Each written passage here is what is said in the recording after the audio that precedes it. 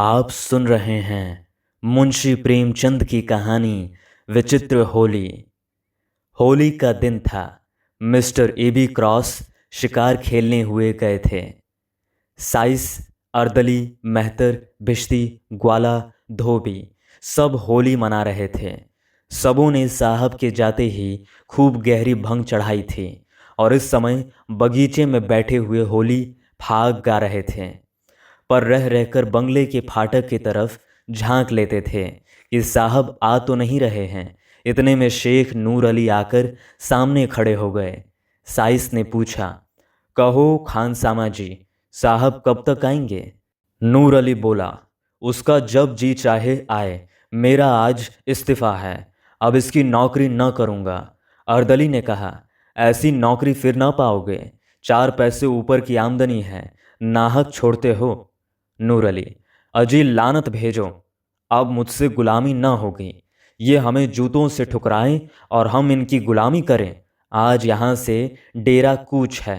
आओ तुम लोगों को दावत करूं। चले आओ कमरे में, आराम से मेज पर डट जाओ।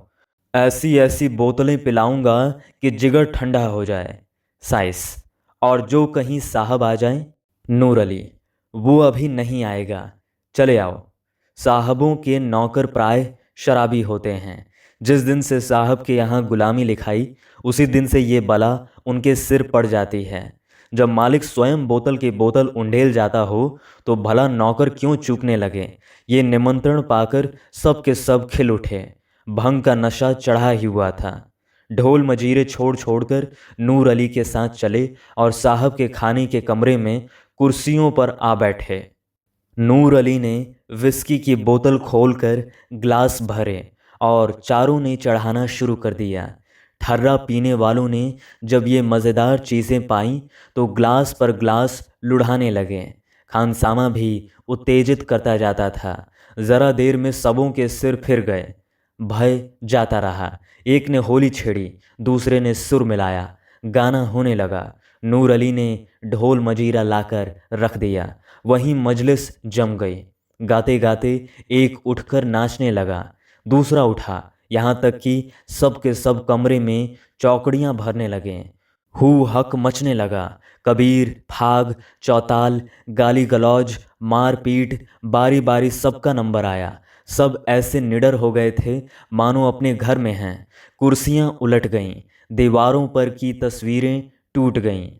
एक ने मेज उलट दी, दूसरे ने रिकाबियों को गेंद बनाकर उछालना शुरू किया। यहाँ यही हंगामा मचा हुआ था कि शहर के रईस लाला उजागरमल का आगमन हुआ।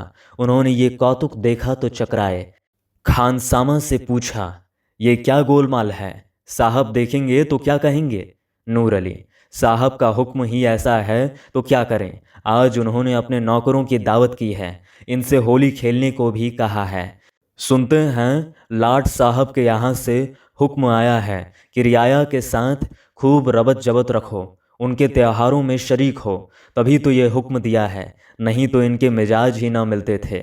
आइए तशरीफ़ रखिए, निकालूं कोई मज़ेदार चीज़? अभी हाल में विलायत से पार्सल आया है।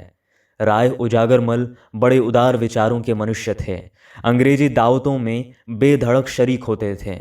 रहन सहन भी अंग्रेजी ही था और यूनियन क्लब के तो वो एकमात्र करता ही थे।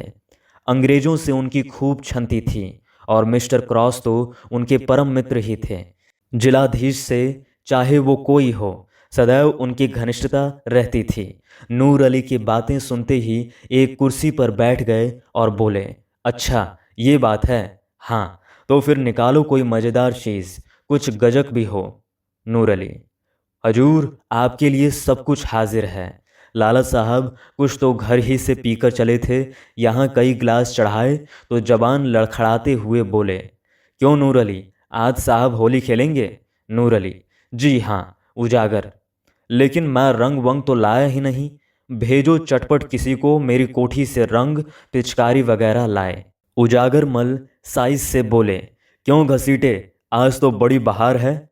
घसीटे, बड़ी बहार है, बड़ी बहार है, होली है। उजागर गाते हुए बोलते हैं, आज साहब के साथ मेरी होली मचेगी, आज साहब के साथ मेरी होली मचेगी, खूब पिचकारी चलाऊंगा। घसीटे, खूब अबीर लगाऊंगा, ग्वाला, खूब गुलाल उड़ाऊंगा, धोबी, बोतल पर बोतल चढ़ाऊंगा, अर्दली, खूब कबीरे सुनाऊंगा, उजागरमल, आज साहब के साथ मेरी होली मचेगी। नूर अली, अच्छा सब लोग संभल जाओ, साहब का मोटर आ रहा है। सेठ जी ये लीजिए, मैं दौड़कर रंग पिचकारी लाया, बस एक चौताल छेड़ दीजिए और जैसे ही साहब कमरे में आवे उन पर पिचकारी छोड़िए और तुम लोग भी उनके मुंह में गुलाल मलो। साहब मारे खुशी के फूल जाएंगे। वो लो, मोटर हाथे में आ गया, होशियार। मिस्टर क्रॉस अपनी बंदूक हाथ में लिए मोटर से उतरे और लगे आदमियों को बुलाने, पर वहाँ तो जोरों से चौताल हो रहा था। सुनता कौन है? चकराए, ये मामला क्या है? क्या सब मेरे बंगले में गा रहे हैं? क्रोध से भरे हुए बंगले में दाखिल हुए तो डाइनिंग रूम से गाने की आवाज़ आ रही थी। अब क्या था? जामे से बाहर हो गए, चेहरा विकृत हो गया। हंटर उतार लिया और डाइनिंग की ओर चले, लेकिन अभी तक एक कदम दरवाजे के बाहर ही था कि सेठ उजागरमल ने पिचकारी छोड़ी। सारे कपड़े तर हो गए, आंखों में भी रंग घुस गया। आंखें पोंछ ही रहे थे कि साइस, ग्वाला सब के सब दौड़े और साहब को पकड़कर उनके मुंह में रंग मलने लगे। धोबी ने तेल और कालिख का पाउडर लगा दिया। साहब के क्रोध की सीमा न रही। हंटर लेकर सबों को अंधाधुंध पीटने लगे। बेचारे सोचे हुए थे कि साहब खुश होकर इनाम देंगे। हंटर पड़े तो नशा हिरन हो गया। कोई इधर भागा, कोई उधर। सेठ उजागरमल ने ये रंग देखा तो ताड़ गए कि नूर अली ने झांसा दिया। एक कोने में दबक रहे। जब कमरा नौकरों से खाली हो गया तो साहब उनकी ओर बढ़े। लाला साहब के होश उड़ गए, तेजी से कमरे के बाहर निकले और सिर पर पैर रखकर बेतहाशा भागे। साहब उनके पीछे दौड़े। सेठ जी की फिटन फाटक पर खड़ी थी। घोड़े ने धम धम खटपट सुनी तो चौंका, कनौतियां खड़ी की और फिटन को लेकर भागा। विचित्र दृश्य था, आगे आगे फिटन, उसके पीछे सेठ उजागरमल, उनके पीछे हंटरधारी मिस्टर क्रॉस। तीनों बकटूट दौड़े चले जाते थे। सेठ जी एक बार ठोकर खाकर गिरे, पर साहब के पहुंचते पहुंचते संभल उठे। हाथे के बाहर सड़क तक घुड़दौड़ रही। अंत में साहब रुक गए, मुंह में कालिक लगाए। अब और आगे जाना हास्यजनक मालूम हुआ। ये विचार भी हुआ कि सेठ जी को काफ़ी सज़ा मिल चुकी, अपने नौकरों की खबर लेना भी जरूरी था। लौट गए। सेठ उजागरमल के जान में जान आई। बैठकर हाँफने लगे। घोड़ा भी ठिठक गया। कोचवान ने उतरकर उन्हें संभाला और गोद में उठाकर गाड़ी पर बैठा दिया। लाला उजागरमल शहर के सहयोगी समाज के नेता थे। उन्हें अंग्रेजों की भावी शुभकामनाओं पर पूर्ण विश्वास था। अंग्रेजी राज्य की तामीली, माली और मुल्फी तरक्की के राग गाते रहते थे। अपनी वक्तृताओं में असहयोगियों को खूब फटकारा करते थे। अंग्रेजों में इधर उनका आदर सम्मान विशेष रूप से होने लगा था। कई बड़े बड़े ठेके जो पहले अंग्रेज ठेकेदारों ही को मिला करते थे, उन्हें दिए गए थे। सहयोग ने उनके मान और धन को खूब बढ़ाया था। अतएव मुंह से चाहे वो असहयोग की कितनी ही निंदा करें, पर मन में उसकी उन्नति चाहते थे। उन्हें यकीन था कि असहयोग एक हवा है, जब तक चलती रहे उसमें अपने गीले कपड़े सुखा लें। वो असहयोगियों के कृत्यों का खूब बढ़ा बढ़ाकर बयान किया करते थे और अधिकारियों के कृत्यों को इन गढ़ी हुई बातों पर विश्वास करते देखकर दिल में उन पर खूब हंसते थे। ज्यों-ज्यों सम्मान बढ़ता था, उनका आत्माभिमान भी बढ़ता था। वो अब पहले की भांति भीरू न थे। गाड़ी पर बैठे और ज़रा सांस फूलना बंद हुआ तो इस घटना की विवेचना करने लगे। अवश्य नूर अली ने मुझे धोखा दिया। उसकी असहयोगियों से साठ-गांठ मालूम होती है। लेकिन माना कि मेरा पिचकारी चलाना साहब को बुरा लगा। ये लोग होली नहीं खेलते, तो इनका इतना क्रोधान्वित होना इसके सिवाय और क्या बतलाता है कि हमें ये लोग कुत्तों से बेहतर नहीं समझते। इनको अपने प्रभुत्व का कितना घमंड है। ये मेरे पीछे हंटर लेकर दौड़े। अब विदित हुआ कि ये जो मेरा थोड़ा बहुत सम्मान करते थे, वो केवल धोखा था। मन में ये हमें अब भी नीच और कमीना समझते हैं। लाल रंग कोई बाण नहीं था। हम बड़े दिनों में गिरजे जाते हैं, इन्हें डालियां देते हैं। वो हमारा त्योहार नहीं है। पर ये ज़रा सा रंग छोड़ देने पर इतना बिगड़ उठा। हाय, इतना अपमान! मुझे उसके सामने ताल ठोक कर खड़ा हो जाना चाहिए था। भागना कायरता थी। इसी से ये सब शेर हो जाते हैं। कोई संदेह नहीं कि ये सब हमें मिलाकर असहयोगियों को दबाना चाहते हैं। इनकी ये विनयशीलता और सज्जनता केवल अपना मतलब गांठने के लिए है। इनकी निरंकुशता, इतना गर्व वही है, जरा भी अंतर नहीं। सेठ जी के हृदयगत भावों ने उग्र रूप धारण किया। मेरी ये अधोगति अपने अपमान की याद रह रहकर उनके चित्त को विह्वल कर रही थी। ये मेरे सहयोग का फल है। मैं इसी योग्य हूँ। मैं उनकी सौहार्दपूर्ण बातें सुन सुन फूला न समाता था। मेरी मंद बुद्धि को इतना भी न सूझता था कि स्वाधीन और पराधीन में कोई मेल नहीं हो सकता। मैं असहयोगियों की उदासीनता पर हंसता था। अब मालूम हुआ कि वे हास्यास्पद नहीं हैं। मैं स्वयं निंदनीय हूँ। वो अपने घर न जाकर सीधे कांग्रेस कमेटी के कार्यालय की ओर लपके। वहां पहुंचे तो एक विराट सभा देखी। कमेटी ने शहर में छूत अछूत, छोटे बड़े सबको होली का आनंद मनाने के लिए निमंत्रित किया। हिंदू मुसलमान साथ साथ बैठे हुए प्रेम से होली खेल रहे थे। फल भोज का भी प्रबंध किया गया था। इस समय व्याख्यान हो रहा था। सेठ जी गाड़ी से तो उतरे, पर सभा स्थल में जाते संकोच होता था।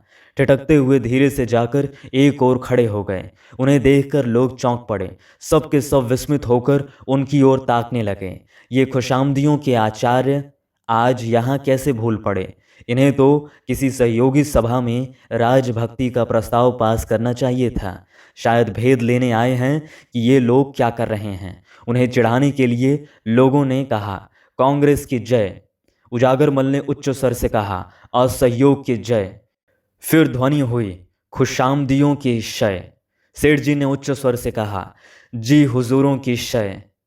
ये कहकर वो समस्त उपस्थित जनों को विस्मय में डालते हुए मंच पर जा पहुंचे और गंभीर भाव से बोले, सज्जनों, मित्रों, मैंने अब तक आपसे असहयोग किया था, उसे क्षमा कीजिए। सच्चे दिल से आपसे क्षमा मांगता हूँ।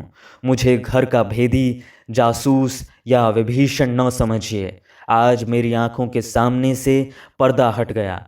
आज इस पवित्र प्रेममयी होली के दिन मैं आपसे प्रेमालिंगन करने आया हूँ। अपनी विशाल उदारता का आचरण कीजिए। आपसे द्रोह करने का आज मुझे दंड मिल गया। जिलाधीश ने आज मेरा घोर अपमान किया।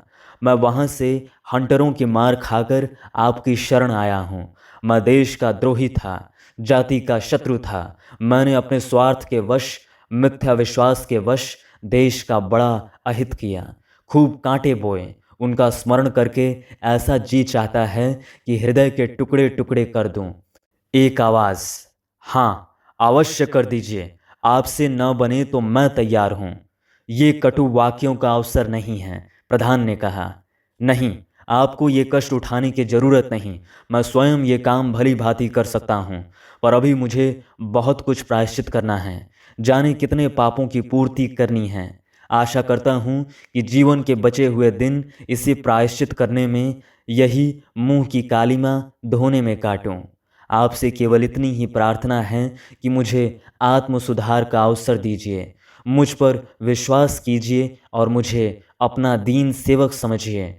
मैं आज से अपना तन मन धन सब आप पर अर्पण करता हूँ।